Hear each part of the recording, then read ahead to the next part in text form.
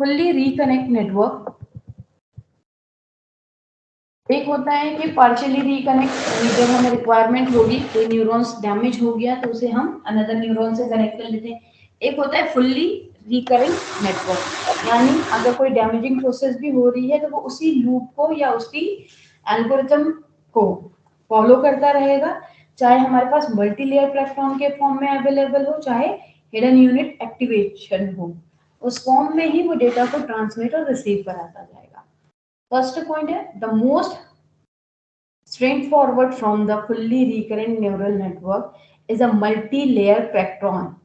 that is MLP, with the previous set of hidden unit activation feeding back along with the inputs. इसमें हमारे पास जो multi layer platform होंगे वो previously set होंगे उस hidden unit या मल्टी लेयर के, जिसके थ्रू हमारा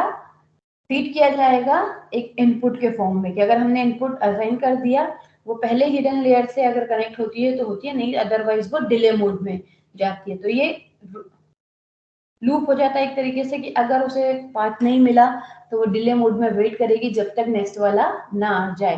क्योंकि सर्कुलरी मोड में जाएगा तो यहाँ पे डिले चलता है। एक एच टी डायरेक्ट ट्रांसमिशन होगा, X of T into H of T equals to Y of T, तो Y of T equals to हो जाएगा X T into H T के फॉर्म में आपका इक्वेशन मोड। इनकेस डिले होगा तो t-1 का डिले गैप चलते हुए ये मल्टीप्लाई होगा। अगर इसे अनदर वर्ड में देखें तो easiest neural network design because all nodes are associated with all other nodes, with every single node work as both input and output। यानी हमारे जितने भी न्यूरल नेटवर्क डिजाइन होंगे वो सारे के सारे नोड एसोसिएशन पे बेस्ड होंगे, क्योंकि हर एक सिंगल नोड दूसरे सिंगल नोड पे वर्क करता है, जिसमें इनपुट और आउटपुट का डेटा एक साथ वर्केबल होता है। तो ये इसका फुल्ली रिकरेंट नेटवर्क का डायग्राम है, कि इनपुट दिया, हिडन लेयर है, इनकेस डिले है तो वो डिले पे डालेगा, फिर देन ट्रांसमिट करेगा स्टोरेज मेमोरी से इंफॉर्मेशन उठा के, देन आउटपुट प्रोवाइड करेगा, फिर जब वो आएगा तो वो उस पर चलेगा। तो ये बार बार हमें रिकनेक्ट नहीं करना होगा, एक बार कर दिया तो वो ऑटोमेटिकली कंटिन्यूअस मोड में ट्रांसमिट होगा। Note that the time key has the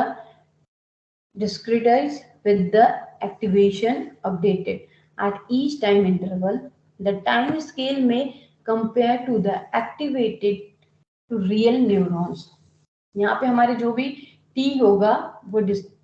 डिस्क्रीटाइज होगा, यानी डिस्क्रीट मोड में ही होगा, जिसमें हम एक्टिवेटेड अपडेट करते जाएंगे हर एक टाइम इंटरवल में, कि t-1 t-2 कितने कितने सेकंड का डिले गैप जा रहा है वो उस पर रिप्रेजेंट करते जाएगा,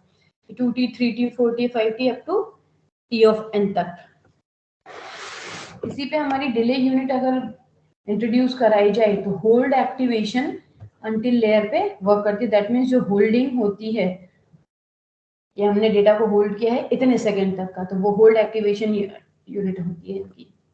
जो कि नेक्स्ट इंटरवल पे डिपेंड होती है, कि ये इंटरवल आया t-n1, देन दूसरा आएगा t-n2, देन तीसरा आया t-n3, इन्हीं टाइम इंटरवल पे बेस्ड होगी।